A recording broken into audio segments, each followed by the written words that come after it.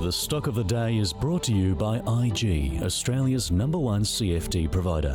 With over 17,000 markets and extended trading hours, turn US earnings season volatility into opportunity. Get started at IG.com.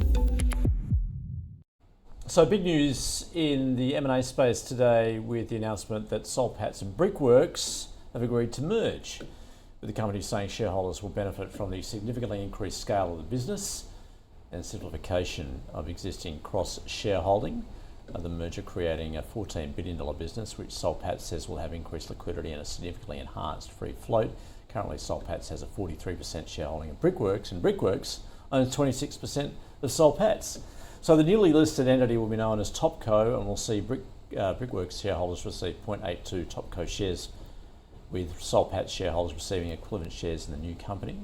And the Milner family, which owns substantial stakes in both companies, will hold up to 8% of the merged entity, worth around $1 billion.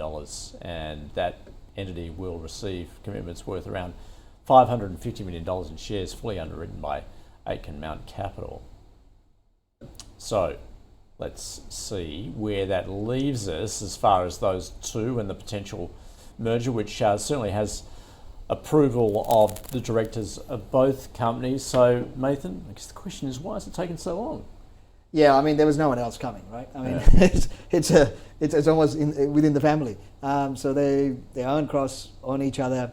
The bid just makes their balance sheet look even better. Their performance for the funds will look even better. So it's a win-win. And we're going into a weakening cycle, and we're probably, we look at the market right now, 20-year high multiples. So why not? This is the time where you're going to outperform. And they're doing it. It's not like they're suddenly throwing out debt to buy all of these things. So it kind of plays into it. And I don't think anybody's surprised. The timing may be a shock. And it's always funny how this always happens before the end of a quarter or a financial year end. Maybe I'm skeptical, but it kind of makes a lot of performance for certain people look really good. And it's, we're in the last month before the financial year end, and we've got a massive deal. And I think, both are very good diversified businesses.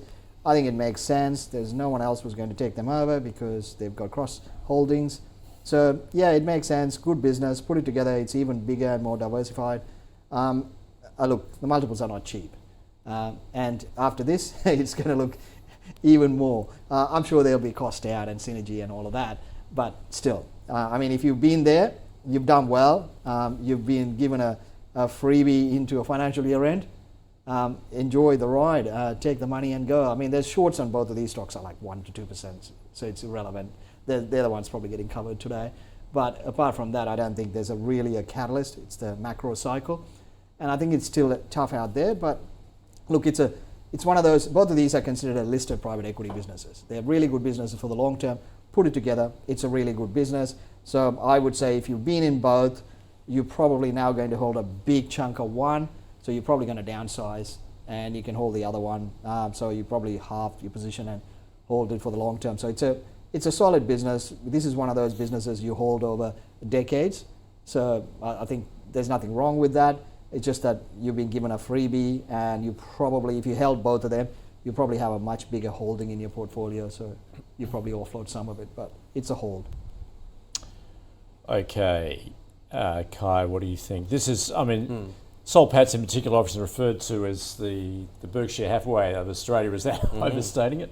Oh, well, delivering 13% dividend per annum is pretty impressive. So I think in terms of management, it speaks for itself. I don't know if you can compare it to Warren Buffett, but I think definitely a solid, very well managed company, that's for sure.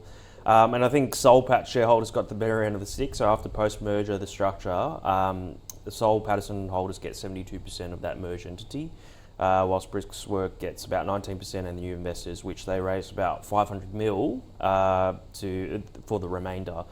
In terms of, it's a very logical merger. I don't think anyone is surprised that this was put on the table with so much cross shareholdings. And I think as a consolidated entity, of course, like Mathan said, it's a strong company. Both are well run. They both get a bit more exposure. Soul Patts gets a bit more exposure into the building product side of it. So overall, a very diversified and well-run company. So definitely not cheap in terms of valuation, because the implied merger price was about $30 for Brickworks shares, so it's trading now at about $33. It's not unexpected given that it is a positive merger. So, but yeah, it's if you got it, take some profits off for sure. So similar then. Yes. Hold, but takes the profits. Yes. Yep. Okay. All right. That is the view on Soul Patts, Brickworks, and soon to be Topco, our stock of the day. The stock of the day was brought to you by IG. Turn volatility into opportunity this US earnings season with extended trading hours on over 110 key US shares. Get started at IG.com.